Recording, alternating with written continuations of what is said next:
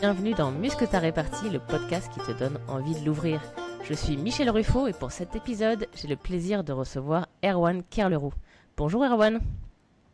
Bonjour Madame Ruffo. Erwan, tu es conférencier et consultant.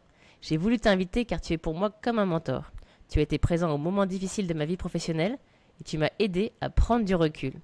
Je suis certaine que ta façon de penser fera réfléchir nos auditrices et auditeurs qui sont confrontés à des situations difficiles au travail et parfois le vivent mal. En plus, tu es handipreneur avec un diabète qui impacte fortement ta vie au travail et tu l'assumes ouvertement depuis quelques mois avec le lancement de Dark Passengers. Pour commencer, Erwan, est-ce que tu peux dire quelques mots sur Dark Passengers ? Ok, merci Michel et merci de me convier à cette belle expérience. Un Dark Passenger, c'est très simple, c'est tout ce qui limite notre plein potentiel de vie. Et j'ai l'impression qu'on est tous concernés, et notamment si on fait le lien avec le sujet d'aujourd'hui, le fait d'avoir des difficultés dans la répartie, des difficultés dans le fait de répondre aux agressions, ça peut devenir vraiment un Dark Passenger, quelque chose qui limite notre capacité au final. Et pour dire très simplement, les Dark Passengers, il faut s'en occuper, les regarder, les nommer, et après les oublier pour se focaliser sur ce qui compte vraiment, c'est vivre pleinement malgré nos Dark Passengers. Et donc aujourd'hui, ça s'inscrit aussi dans tout ça. On va aller travailler, il me semble, ce qui limite finalement notre potentiel d'interaction avec la répartie. Exactement. Et donc, pour rentrer dans le vif du sujet, Erwan, est-ce que tu pourrais me parler de la pire situation que tu as vécue ? Alors, je vais en noter trois, trois situations qui sont liées justement à ma maladie, le diabète. Et globalement, j'ai fait quelques comas dans ma vie et j'en ai trois. Une fois où en fait, au Stade Rennais, je me suis retrouvé dans le salon VIP tranquillement pour voir un match avec mon fils. Et quand je me suis réveillé, j'étais en bas, 3 niveaux plus bas, dans l'hôpital du stade avec des pompiers. Et là, j'ai eu ce jour-là une bonne répartie parce qu'ils m'ont dit on vous amène à l'hôpital, alors qu'en fait, le match n'était pas fini. Et donc, je ne voulais pas, je voulais vivre pleinement malgré tout, comme je disais tout à l'heure. Et donc, j'aurais dit non, non, mais c'est no way, enfin, c'est sûr, je vais voir le match, quoi. Et là, ils m'ont dit non, non, mais attendez, et c'est pas possible, parce que enfin, imaginez, vous faites un coma. Alors, j'aurais dit bah oui, bah, j'ai déjà fait en fait, ça c'est fait. Donc maintenant, vous savez, mais moi, le coma, c'est H24, ça peut arriver n'importe quand. Donc j'ai dit, j'ai compris votre objectif, c'est en fait que je puisse aller là-bas. Et j'ai dit, pas de problème, si quelqu'un s'engage à me suivre pendant les 10 prochaines années, H24 avec moi, un de vous là, je vais à l'hôpital. Voilà. Et donc là, je suis allé voir le match. Parce qu'en T'as pas fait, trouvé de volontaire alors ? exactement. Et donc là, voilà, là, j'avais trouvé la force de leur montrer le côté ridicule de leur proposition, puisque c'est un risque permanent. Et donc Hmm. voilà, j'avais une forme de répartie et j'ai vu la fin du match, c'était super. C'était dur, Et le mais fait c'était que super. tu connais ta maladie en fait plus que tu la Exactement. connais Et de c'était près. ça, sûr, parce qu'à un moment donné, voilà. Et justement, sur le côté, on connaît. Deuxième fois, là où je n'ai pas trouvé de répartie drôle et positive, j'ai fait un coma à Disneyland et je me suis retrouvé donc dans l'hôpital avec les Mickey, les pompiers en Donald et compagnie. Et à un moment donné, je dis, je m'en fiche, moi je termine ma journée, c'est un peu comme le Stade Rennais, comme s'il y avait un pattern là-dessus. Et je dis, j'y retourne. Et on me dit pareil. Mais non, non, non, vous allez aller à l'hôpital. Je lui dis, mais non, non, non, je ne vais pas aller à l'hôpital parce que ça sert à rien. Et donc là, ça monte un peu avec l'infirmière qui fait de son mieux, mais qui commence en fait à être blessante. Et puis, je dis, non, mais attention, il y a pas de sujet, je connais ma maladie. Et là, la personne a dit, ah, apparemment non, puisque je venais de faire un coma. Donc sympa, double, triple peine, je sais pas, il y a plusieurs manières de le voir. Et là, j'ai pas eu de Hmm. répartie, mais ça fera partie des choses que je veux dire aussi. En fait, bah, je suis monté, je suis juste devenu plus agressif en fait. Donc là, j'ai commencé à devenir agressif vis-à-vis d'elle. Bah, c'est pas si mal non plus, parce qu'en fait, elle m'avait agressé, j'étais faible dans ce moment-là. J'ai répondu aussi en fait en me défendant de manière agressive. On a été enfin, ça s'est terminé parce que ma compagne a dit non, non, mais c'est bon, on va gérer, vous inquiétez pas, etc. Et donc, en fait, tenir tête, c'était aussi une forme de répartie parce que je me sentais pas respecté dans justement le drame que je venais de vivre. Et puis une troisième fois où là, carrément, j'ai pas eu de répartie et j'ai perdu. Je me suis- Donc là, c'est un coma à l'hôpital. Donc, je suis dans le service diabéto et je fais un coma. Là, c'est vraiment, pour eux, c'est vraiment, c'est génial, quoi. C'est live, quoi. Et donc, après, ils étaient tous autour de moi. Enfin, j'avais 20 personnes. Ah là là là là là là. Et donc, et ben, en fait, ils m'ont fait voyager dans l'hôpital pendant 2 jours en fauteuil roulant. Et là, j'ai pas eu la force parce qu'ils étaient trop nombreux. Voilà, Hmm. donc par rapport à la répartie aussi, c'est des fois peut-être choisir ses combats, parce que là, je me suis dit, c'était aussi ridicule qu'au Stade Rennais ou qu'à Disneyland, parce que le coma, il était fait, pareil. Donc en fait, Hmm. je me balade pas en fauteuil roulant à cause de mon diabète aujourd'hui, voilà. Hmm. Et là, ils m'ont forcé à ça, et donc ce qui était intéressant là dans l'histoire, c'est le côté pensée de groupe. C'est-à-dire qu'ils Hmm. étaient trop contre moi. Je veux bien faire du 1 contre 1, mais là, ils étaient trop nombreux, quoi. Voilà. Donc j'ai Hmm. cédé, Et ce- j'ai pas eu de partie. ouais. Ce qui te Et j'ai eu des dérange le conseils. plus dans ces situations, ce qui fait que tu t'en rappelles aujourd'hui et que ça t'a marqué, parce que je comprends que tu fais des comas quand même assez régulièrement, donc que tu te rappelles de ces cas en particulier, est-ce que c'est parce que il y avait comme un manque de respect sur le fait que bah, tu maîtrises ta maladie, l'impression que tu n'étais pas compétent sur ce thème-là? Il y a, alors effectivement, sur la notion de compétence, donc une mise en doute de la compétence, j'aime pas trop, notamment quand en fait je suis censé pour le coup être assez légitime. Et puis le deuxième point, c'est je me suis aussi clashé, j'ai perdu une relation amicale avec quelqu'un. Donc ça fait partie des punchlines un peu aussi de réaction, en fait, comme tu me disais, de réaction, pour le coup, réaction agressive. C'est-à-dire quand vraiment, en fait, l'agression est forte et qu'il faut répondre. Et c'est en fait, c'est ne pense pas à ma place. Je t'interdis de penser à Hmm. ma place. Je t'interdis de penser à ma place. Je t'interdis de penser à ma place. En général, il faut le répéter plusieurs fois, parce que la personne qui fait ça, en Hmm. général, elle est déjà loin, en fait, hein. Elle est loin. Déjà loin, c'est-à-dire dans sa Elle est tête loin dans ou loin de toi? l'agression. Elle est loin dans le. C'est déjà une grosse agression, en fait. C'est-à-dire que se Ah oui. permettre de penser à la place de quelqu'un. C'est-à-dire, admettons, je reprends tes mots, Michel, et puis en fait, je dis, mais en fait, ce que tu penses, Michel, finalement, ce que tu penses, c'est ça. En fait, je suis en train d'exprimer ma pensée, mais au travers de tes mots, quoi. Hmm. Ok. C'est une question assez classique. Alors, dans les débats politiques, on le voit bien souvent, et l'autre peut pas répondre, il est coincé, parce que s'il répond, il est jugé comme il interrompt. Hmm. Euh, tu vois le point. Et donc, ça va être très sensible pour moi au détournement de nos mots et de nos pensées. C'est quelque chose qui est assez compliqué. Et là, comme c'est déjà une grosse agression, alors, ça peut être, enfin, j'étais pas en danger physique, hein, y a pas de, mais si on parle d'agression, c'est une grosse agression, c'est une grosse prise de contrôle sur la situation. Pour moi, c'est pas tolérable. Donc ça, c'est effectivement, on ne pense pas à ma place. J'essaie de le Ok. faire, mais c'est pas toujours facile non plus. Oui, c'est ça, c'est ça. C'est de te l'appliquer à toi-même. C'est bien, très bien. Mais tu es comme tout consultant. On donne des conseils, mais après, c'est plus dur de se les appliquer. Ok. Est-ce que alors, tu nous as parlé de beaucoup de situations qui étaient en lien avec le diabète.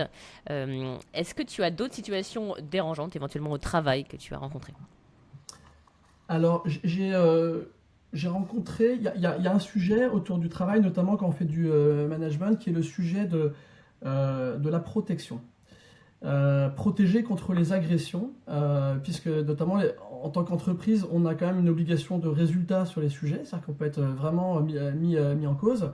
Et en tant que manager, j'ai eu affaire il y a fort longtemps à des cas où en fait dans un environnement très masculin, j'ai recruté pas mal de stagiaires femmes.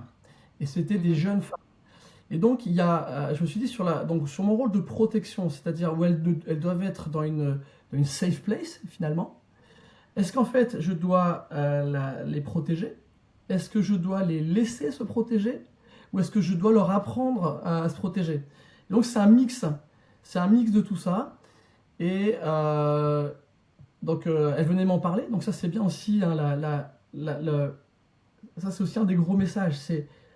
Il faut en parler des agressions, des situations où on s'est senti blessé, humilié, etc. Et du coup, le rôle du manager, c'est de créer un climat où en fait, on a le droit de parler de choses qui nous ont blessés sans être traité de drama queen, parce qu'en Mm. fait, ça va, c'est bon. Non, non, en fait, si on est blessé, on est blessé. Si c'est des relations interpersonnelles, on est blessé. On peut des fois d'ailleurs relativiser en disant c'est pas, si on le remet dans le contexte, c'est pas si grave, etc. Ça existe aussi, mais en fait, il faut vraiment pouvoir accueillir ça pour que derrière on puisse justement définir ça. Et là, en fait, ce que je me suis dit en repartant ce cas-là, c'est que il y avait une dissymétrie de pouvoir trop forte entre ces jeunes stagiaires femmes qui c'était leur première Mhm. expérience professionnelle et en Mhm. fait les gars qui venaient, euh, en fait, ils venaient juste, en fait, ils venaient pour les draguer globalement quoi.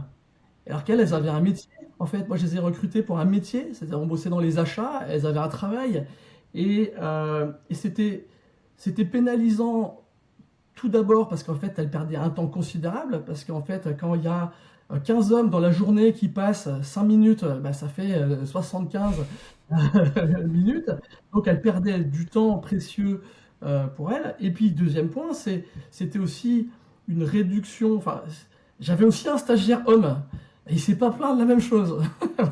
Il n'a pas Bon, on été, venait le faire chier ou pas? il n'a pas été sursollicité pour des films sympathiques à boire un café, etc.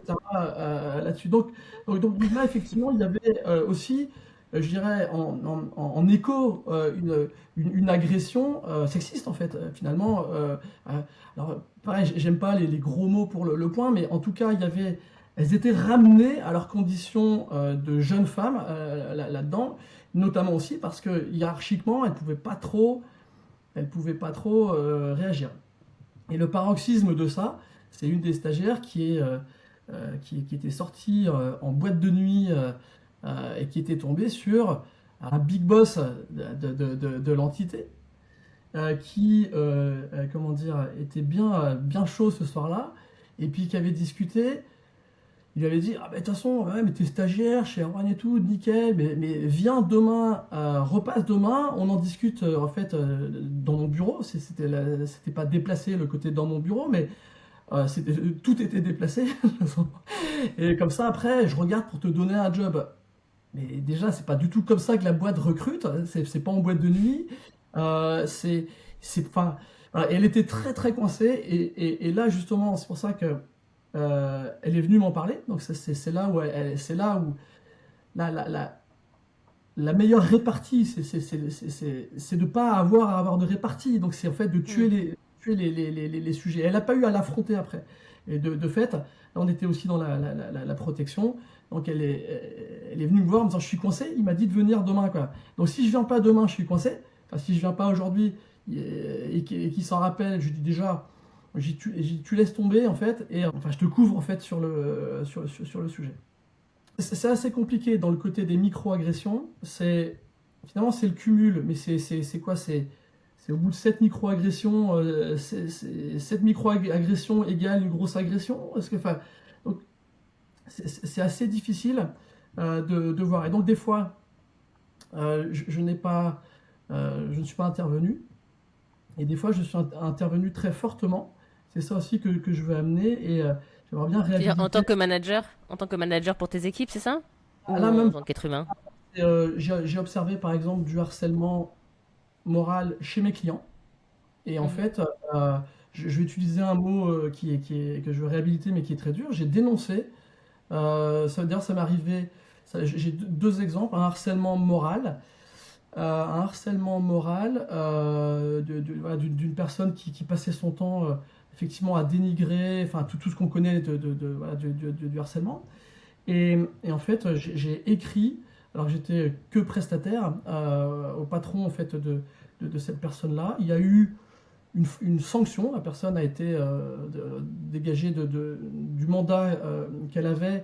mais pas de sanctions administratives. Bon, je ne sais pas si c'est la réaction de l'entreprise était suffisante ou pas.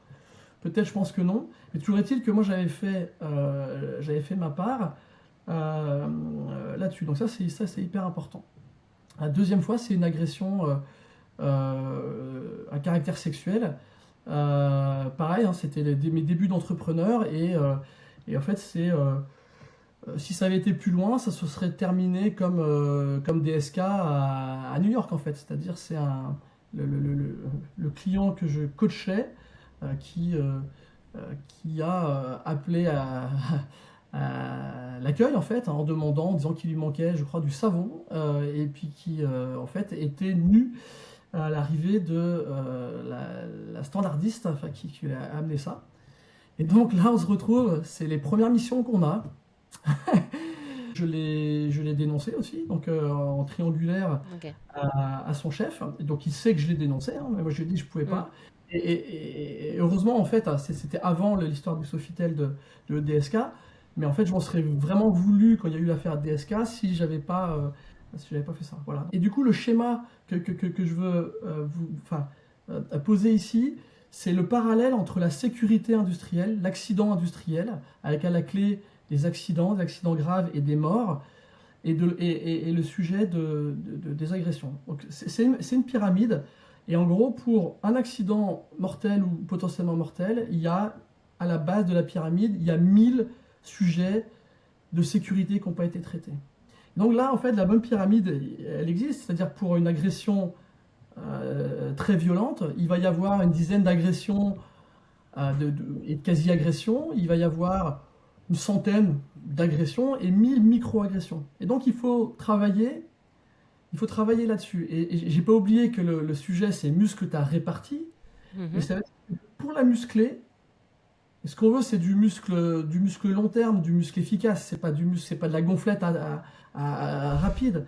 Donc il faut travailler, pour moi, cette pyramide pour effectivement réduire sa base, en fait. Il faut s'assurer de réduire drastiquement les situations dans lesquelles la répartie est nécessaire.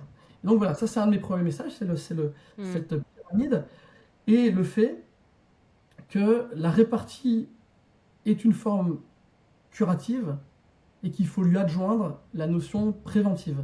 Et la répartie, la bonne répartie sur les 1000 cas de base, on peut considérer que c'est du préventif sur les grosses agressions.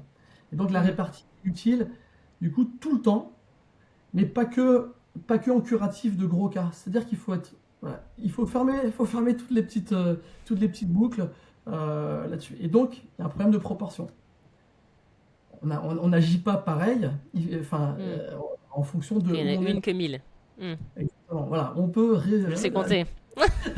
1000 personnes. Exactement. Une fois. Bon, voilà. Ok, très bien. Donc, je ne sais plus exactement ton âge, Erwan, mais ça fait, je pense, plus de 25 ans que tu travailles, à peu presque. Un âge canonique. Un âge canonique et respectable. Exactement. Donc ça fait un petit bout de temps que tu travailles. Et est-ce que tu as observé des améliorations au fil du temps ou pas, et peut-être des différences en fonction des secteurs, comme tu as été dans différents endroits? Je trouve qu'il y a plein d'améliorations. Il y a énormément d'améliorations. Le seul problème, c'est que le contexte autour du sujet de l'agression, etc., se dégrade 15 fois plus vite. Donc le bilan net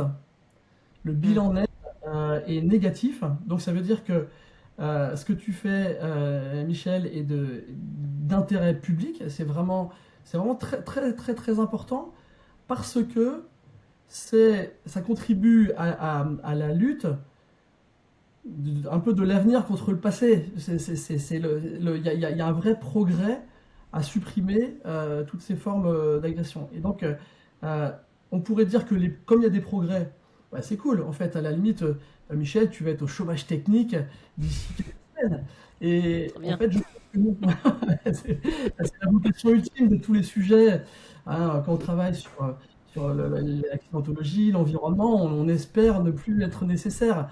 Mais bon, les restos du cœur, hein, Coluche voulait qu'ils disparaissent, ils sont bien ancrés dans le paysage. Donc du coup, euh, il y a eu beaucoup de progrès. Le premier progrès, c'est que quand même par rapport au moment où j'ai démarré, il y a quand même des femmes patronnes et managers à plein d'endroits. C'est-à-dire que le fait qu'elles le soient n'est pas n'est intrinsèquement pas trop un sujet. Dans les faits, il l'est en termes de nom, en termes, mais, mais pas en tant que principe. Il ne l'est plus à mon sens.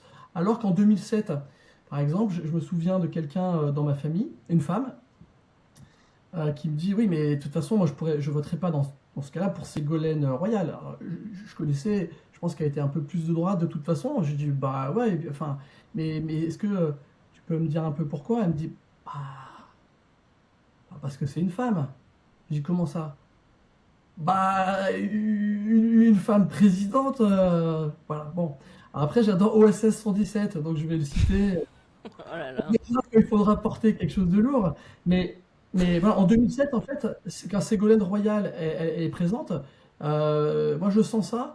Aujourd'hui, en fait, c'est plus du tout le cas. À la présidentielle, il y a bien une femme qui est double finaliste, en fait, et je pense qu'il n'y a pas de plafond de verre associé à ça. Donc, je pense qu'il y a eu beaucoup de progrès. Je débat pas des idées, hein, je débat Hmm. S'il te plaît, euh, ouais. On de- n'a pas le temps. Non, puis même, enfin, comment dire, euh, non merci. On pourrait ne pas être d'accord, ouais. Donc, ouais, ou trop d'accord, je pense. Mais bon, bref. Qui sont les femmes qui ont contribué? Alors, j'ai 6 femmes à vous proposer. Et la première, là, c'est toi, Michel, notamment. Et j'ai regardé par quelle arme, en fait, tu as fait ça. Effectivement, bah, moi, je retiens, en fait, ta vivacité et ton humour. Et c'est ça qui te sert aussi à faire le muscle que tu as réparti, c'est que ça va vite, c'est drôle, et donc de fait, tu contribues en fait aussi à désamorcer hein, dans les fameuses milles, dans la pyramide. Ah, si Hmm. c'est la grosse agression, non, il y a des moments où c'est pas le temps de rire. Mais j'ai pas dit que tu n'avais pas d'intelligence situationnelle non plus, hein, Michel. Donc, voilà. Je fais des Euh, efforts. non, non, t'inquiète, il n'y a pas de problème. Mais justement, dans la partie, dans la partie où on va chercher le cœur, le moteur intellectuel du mécanisme d'agression, dans les 1000 et les 100, finalement, l'humour est quelque chose qui peut désamorcer, montrer l'absurde, etc. Donc c'est très utile. Je viens de la citer, donc la deuxième femme, c'est Ségolène Royal en 2007. Moi, j'ai aimé, quand j'avais vu le débat, quand elle parle de sa colère légitime. Et effectivement, dans l'affrontement qu'elle a en fait avec Nicolas Sarkozy, euh, elle redit non mais la colère est légitime. Oh, là, vous m'agressez là-dessus, je suis en colère, j'ai une colère. Et je trouve que réhabiliter la colère, c'est parfait. Et notamment parce que les agresseurs, les harceleurs, ils vont balancer une bombe, ça va exploser. C'est légitime en fait que la réaction soit de la colère. Si on a été injuste, si on a été, enfin c'est normal. Donc dire non non non, j'arrêterai pas. Je suis en colère, je suis en colère. Et c'est pas juste, je l'ai dit une fois en fait. La colère, on y a le droit. Après il y a Christine Lagarde, qui pour moi est une femme justement qui travaille peut-être même en dessous des 1000, c'est-à-dire qui travaille dans la pédagogie et le calme. Elle décrit justement tout ce système. Et elle m'a fait changer d'avis sur un sujet, notamment quand je voyais mes stagiaires là, dont j'ai parlé tout à l'heure, qui étaient des femmes en fait à fort potentiel. Bah, moi je me dis, elles ont tout pour réussir en fait. Et donc, à l'époque, je me disais, euh, pas besoin de quotas, parce que je ne vais pas Hmm. les humilier par des quotas. Très sincère, hein.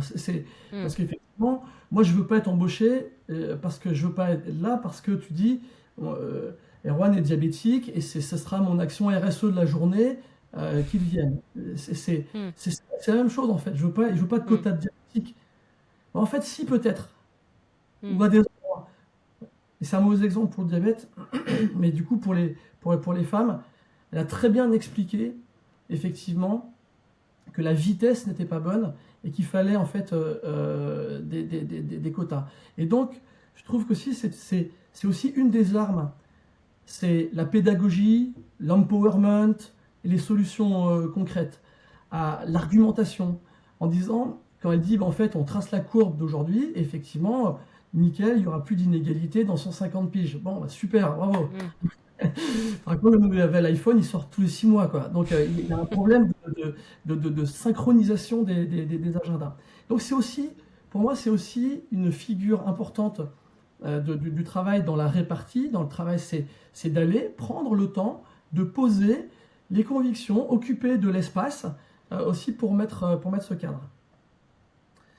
Alors, en tout cas, c'est des sujets, justement, ça fait partie, ça, si c'est bien traité, eh ben, ça limite, en fait, ça muscle la répartie by design. C'est dans l'ADN du système qui génère moins Mm. de situations, finalement, où l'agression est là. Après, j'en ai mis une, c'est Rachida Dati. Ok. Euh, euh, ouais, justement aussi, parce que pour son côté, j'ai mis la bagarreuse, enfin, la castagne, quoi. C'est-à-dire que c'est interdit aux femmes en réaction. C'est Mm. interdit. Je vous dis pas le mot dont vous êtes affublé quand vous vous énervez trop, vous le connaissez par cœur. Mais elle arrive justement, en fait, on voit son côté castagne en fait. Donc elle a réussi aussi à habiliter, parce que c'est pas même pas réhabiliter, pour les femmes, le côté, elle peut se battre aussi en fait. Mm. Là je parle purement effectivement de rhétorique et de manière d'être, mais en fait, euh, si on me disait je tirais un gage et il faut que j'aille micro-agresser Rachida Dati, Ok, mais c'est intéressant ce que tu dis parce qu'il y a un sujet aussi que j'ai constaté de posture. C'est-à-dire que tu vas pas te faire emmerder de la même manière en fonction de ce que tu dégages. Tu sais pas forcément toujours ce que tu dégages. Et donc, bah, en effet, si tu dégages comme Rachida Dati le fait que tu vas castagner la gueule si on t'embête, peut-être qu'elle a au bout d'un moment moins de gens qui l'embêtent. enfin, comment dire, pour le coup, je prendrais les paris. Enfin, c'est sûr. Et en fait, elle a une attitude de castagneur masculin, en fait. Hmm, Mais c'est une posture, c'est une compétence. Enfin, vous pouvez, voilà, donc euh, c'est utilisable aussi. hmm, Après, j'ai parlé j'ai pensé à Bénédicte Tilloy.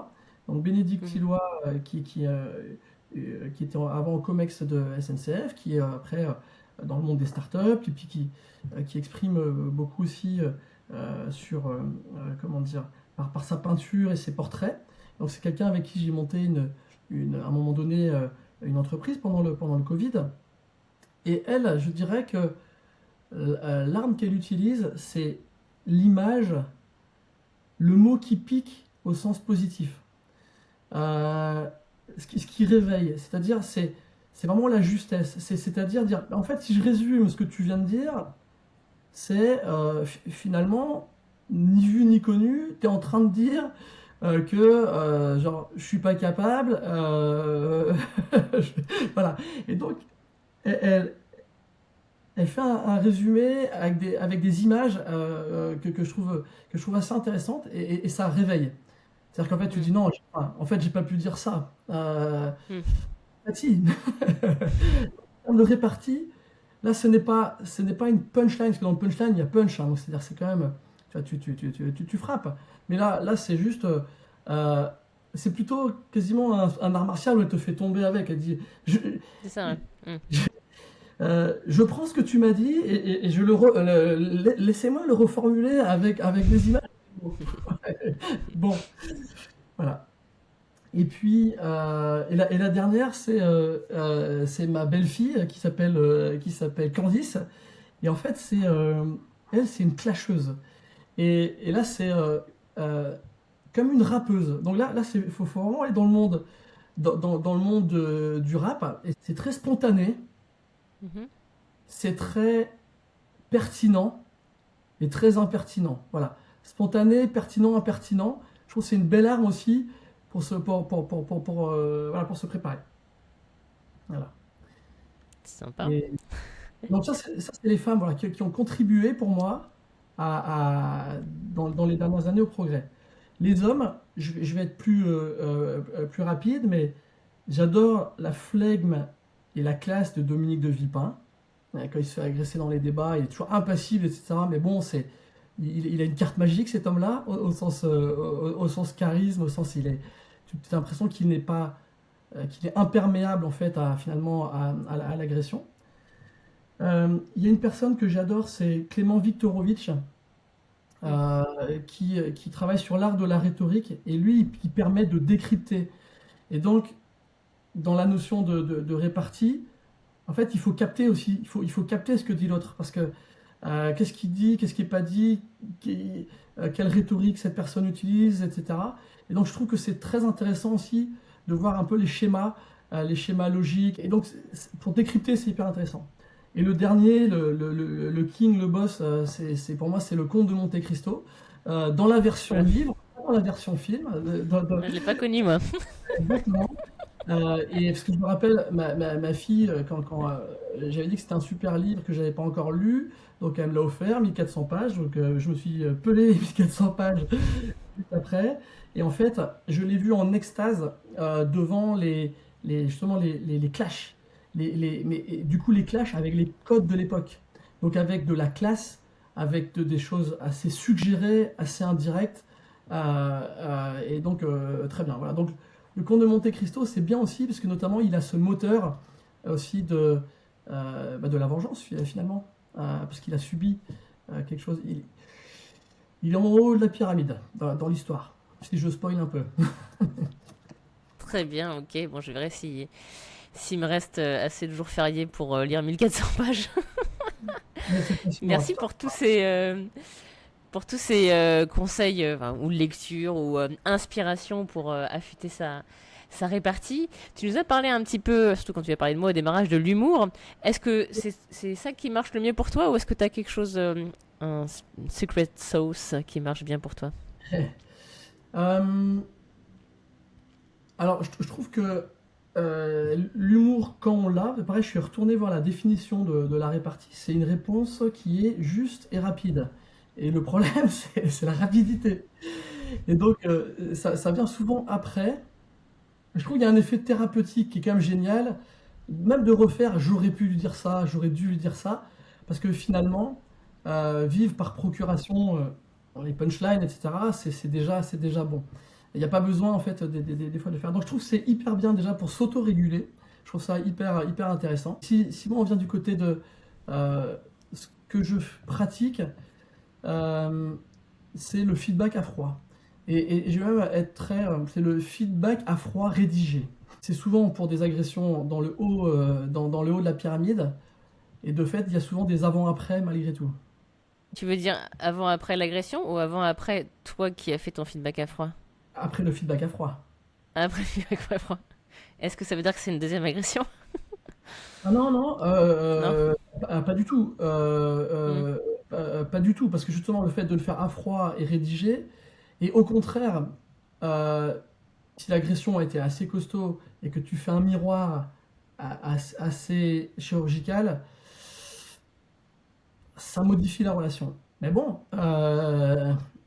c'est aussi un des messages que je veux passer, c'est que il faut être très au clair avec ces lignes jaunes et ces lignes rouges. Enfin, Hmm. et effectivement, moi, mon mantra dans le côté Dark Passenger, c'est tout sauf subir. Et donc, quand on franchit les lignes rouges, après, c'est de la ligne rouge. Et donc, il y a des conséquences. Je pense que le- le- les agresseurs avancent en jouant à un 2 3 soleil. Et tant qu'ils sont pas vus, tant qu'ils sont pas arrêtés, ils avancent, ils continuent, ils se renforcent. Hmm. Et Hmm.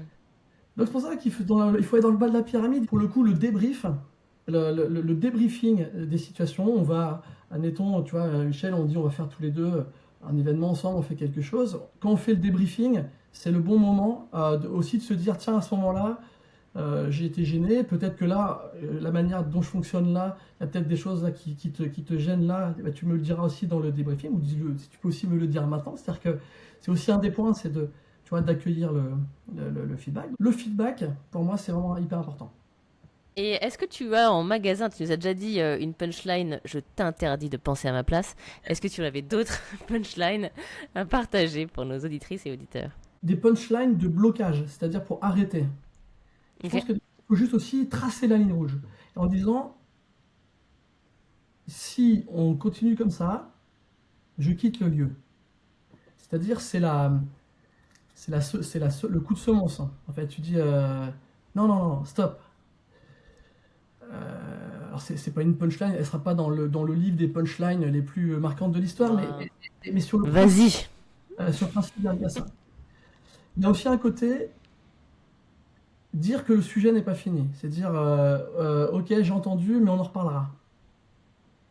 Prendre rendez-vous, Ok. en fait. On en reparlera. Parce que on va passer à autre chose, mais on en reparlera. Et du coup, la première, j'ai pas compris. Tu dis, tu traces la ligne rouge, mais tu dis quoi pour tracer la ligne rouge? Tu dis, en fait, là, par exemple, t'es hyper agressif, ou j'en sais rien, enfin, c'est où je me sens humilié par, en fait, les points. Donc, Hmm, en fait, si on continue dans ce sens-là, moi, c'est clair, je sors. ok, tu dis ça. Si on Ouais, continue dans ce sens-là, je sors. oui, Ok, oui, pour le coup, c'est vraiment des choses vécues. ok. C'est exactement. Puis des fois, je suis sorti même sans dire, puis je suis revenu. Parce que des Parce que fois, t'avais pas dit pourquoi tu partais. C'est ça.